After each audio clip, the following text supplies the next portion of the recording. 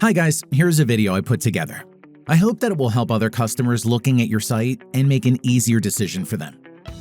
I have an EPDM rubber roof, and in the interest of time, I did speed portions of the roof so I could get everything in under 10 minutes.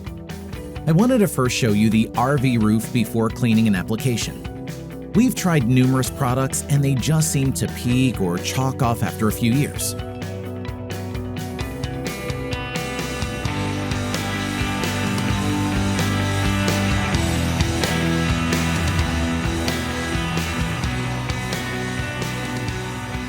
Next was to power wash the roof with some Dawn and your Roof Protect cleaner.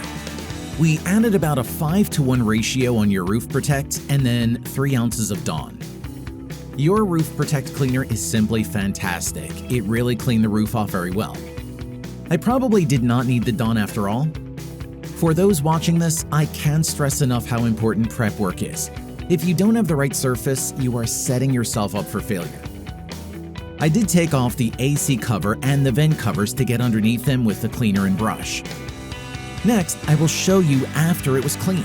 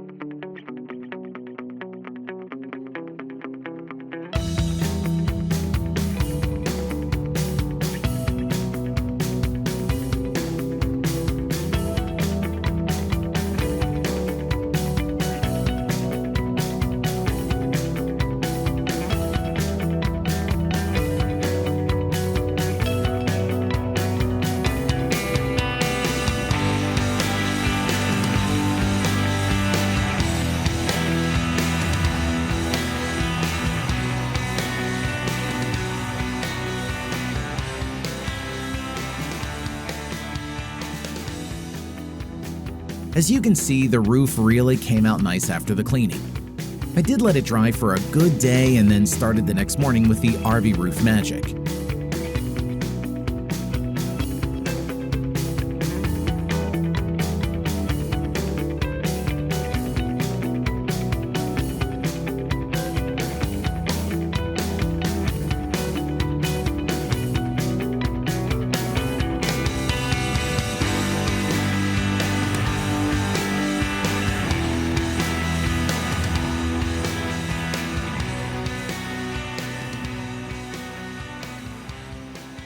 I wanted to do all my cut-in work around the seams and coating over the existing caulking.